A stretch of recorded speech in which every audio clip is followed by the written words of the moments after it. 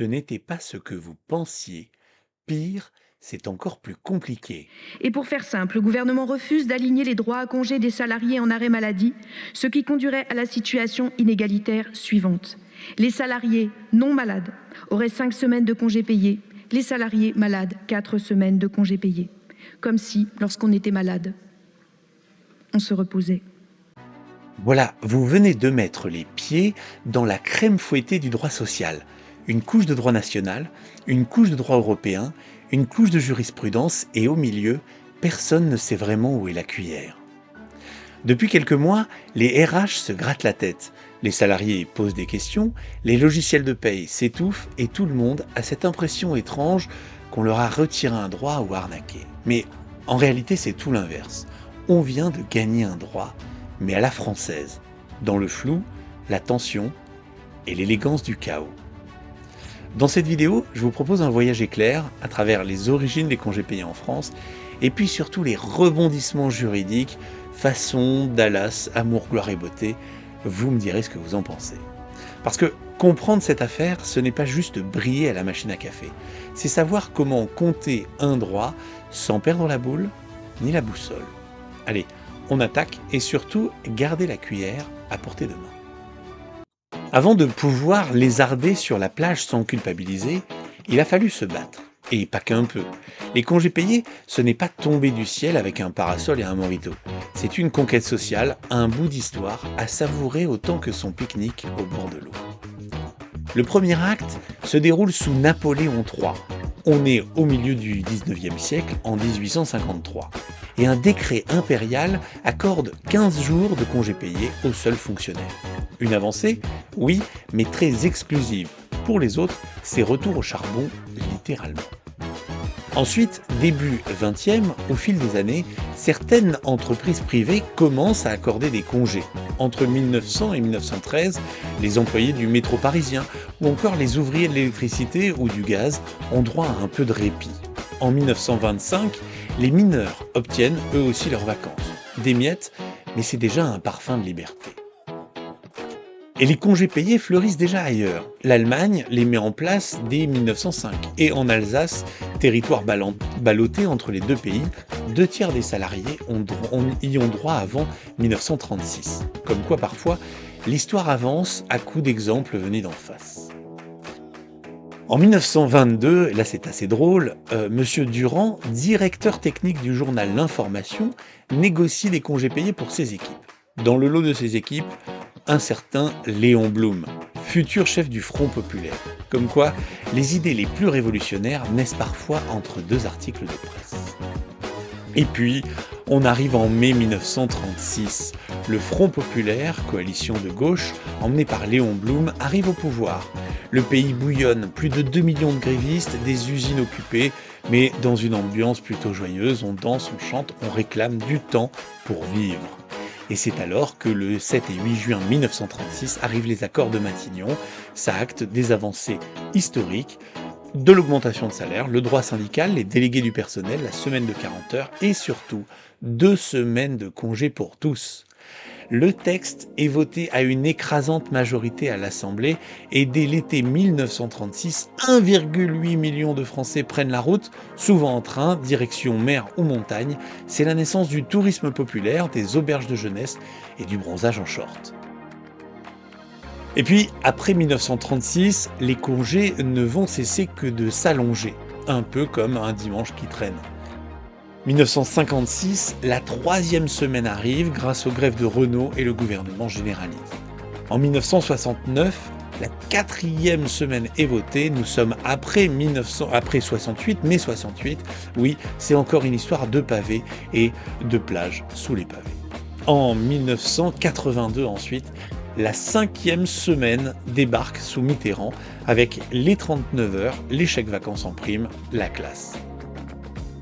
Les congés payés, il faut savoir qu'elles ont transformé la société française. Fini le métro boulot dodo en continu, on découvre le temps libre, les vacances pour tous, les glaces à l'eau, les pique-niques avec vue et les enfants qui crient sur la plage. En somme, les congés payés, c'est l'art de ne rien faire, conquis de haute lutte. Et aujourd'hui, ce droit nous paraît évident, mais il est bon de se souvenir qu'il est le fruit d'un long débat, d'une longue évolution, et à chaque jour de repos a été gagné avec sueur pour qu'on puisse un jour s'en passer.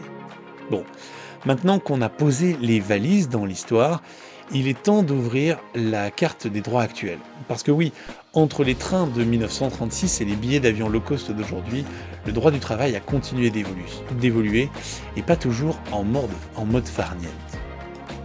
Alors, accroche ta ceinture, on va passer vite fait en revue les règles actuelles, et c'est là que le droit social sort sa crème fouettée et parfois son marteau-piqueur. Alors, on entre dans le dur. Combien de congés et comment on les gagne? Bon, évidemment, je vais te spoiler le truc, ils ne tombent pas du ciel, même si on aimerait bien. Ils s'accumulent au fil des mois à force de boulot. C'est la version cagnotte du droit du travail. La règle de base est simple. 2 jours et demi ouvrables de congés payés par mois de travail effectif chez le même employeur.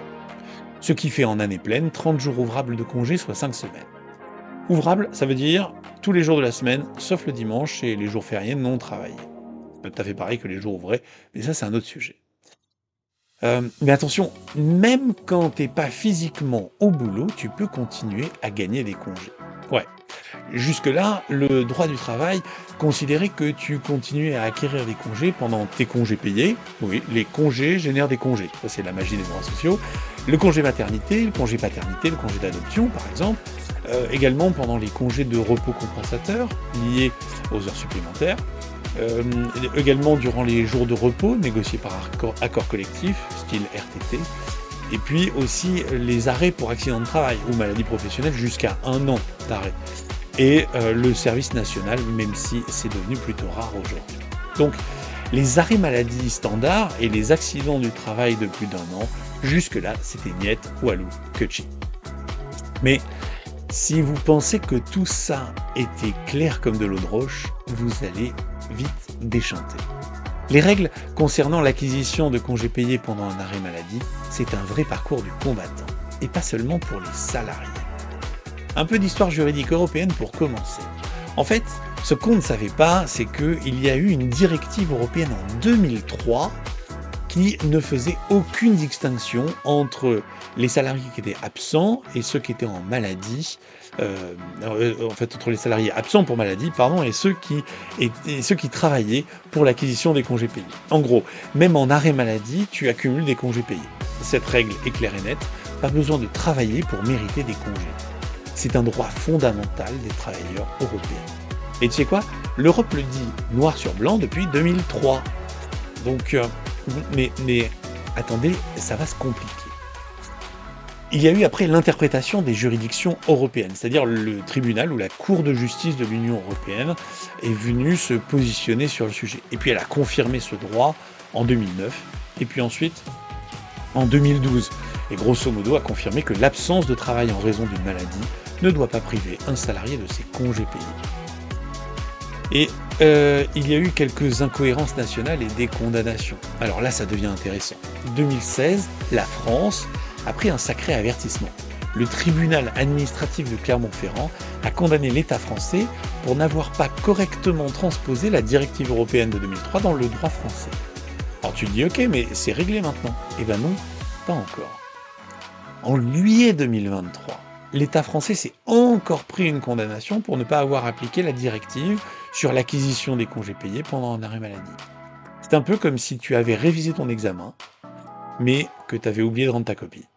Et c'est pas tout. Surtout, les arrêts qui ont fait grand bruit, c'est ceux de la Cour de cassation en septembre 2023, plus précisément le 13 septembre 2023. Il y a 3 arrêts qui vont opposer le Code du travail avec le droit européen.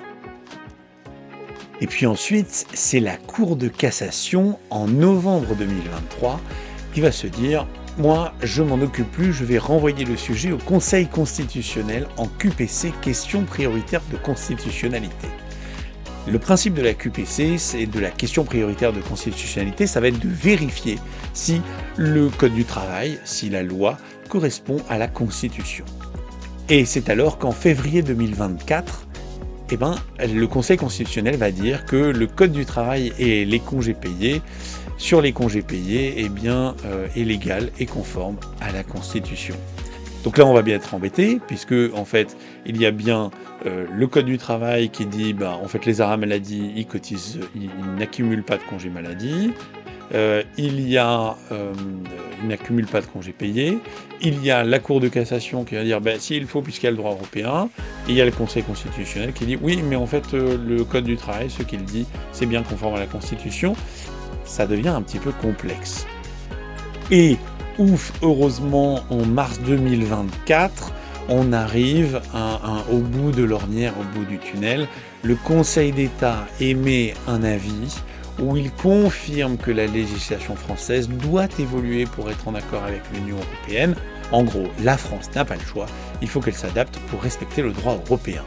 Et au-delà de ça, le Conseil d'État, au-delà d'un avis, va même d'ailleurs formuler un début de proposition de loi qui, 2 jours après, est repris, donc là on est le 15 mars 2024, est repris par le gouvernement, qui va en faire un amendement dans une loi déjà en cours. En fait, il va faire un amendement pour mettre à jour le Code du travail conformément à la directive européenne et aux avis du Conseil d'État. C'est la fin de la procrastination juridique, ou presque. Bon, enfin, un texte, ça se vote pas en 2 secondes. Il a été adopté à l'unanimité le 18 mars 2021. Et puis, finalement, la loi est passée depuis le 21 avril 2024. Les personnes ainsi en arrêt maladie accumulent 2 jours ouvrables de congés par mois. Mais attention, c'est un vrai casse-tête pour les RH qui doivent maintenant s'adapter à cette nouvelle règle et mettre à jour leurs pratiques. Parce que là, on a bien dit, arrêt maladie, 2 jours ouvrables par mois, mais ce qu'on a dit avant, c'est que lorsque je suis en situation de travail, j'accumule 2 jours et demi par mois ouvrables. Donc ce qui fait bien que si je prends sur l'année, si je travaille, j'ai 5 semaines, si je suis en arrêt maladie, j'ai 4 semaines. Et oui, donc depuis, les outils de paye doivent s'adapter, les RH s'arrachent encore un petit peu les cheveux. Oui, parce que 5 semaines quand tu bosses, 4 semaines quand tu es en arrêt, sans compter qu'en arrêt, tu perds des RTT, mais tu gagnes des congés. Ouais, bon voilà, je crois que tu as compris l'histoire. Alors, maintenant, chers collègues RH, dans le monde du travail, où tout se métamorphose, soyez prêts à chaque nouvelle cause. Les lois changent, se tissent en un vaste réseau. Ne laissez pas filer un droit dans l'ombre, un fardeau. Le droit du travail est tel un fleuve en mouvement, toujours en évolution, mais non sans tourment. Vigilant, veillez sur les règles sans relâche, car un oubli peut coûter cher, tel un coup de hache. Alors, si vous avez suivi les péripéties de cette saga juridique, vous savez maintenant combien il est crucial de rester informé et adaptable. Et pour vous aider à naviguer dans ce monde en constante évolution, je vous invite à découvrir ma formation gratuite Process Communication pour RH. Parce que, à l'heure des sursollicitations en tout genre, la Process Communication permet de comprendre les dynamiques humaines, d'avoir des outils concrets de communication personnelle, de gestion de stress, bref, d'être zen et serein au milieu de tout ce champ de foire. Voilà, n'hésite pas. Allez, à très bientôt pour un nouveau contenu, une nouvelle vidéo ou un autre article.